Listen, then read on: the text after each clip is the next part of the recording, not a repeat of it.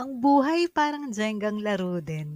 Kailangan maganda yung pundasyon nito para hindi ka matumba sa lahat ng pilit kang sinisira o pilit na nilalaglag ka. Pero kung dumating man sa point na ikaw ay matumba, pwede ka pa ring tumayo at matuto sa pagkakamali at mas patibayin palalo yung pundasyon mo para hindi ito maulit.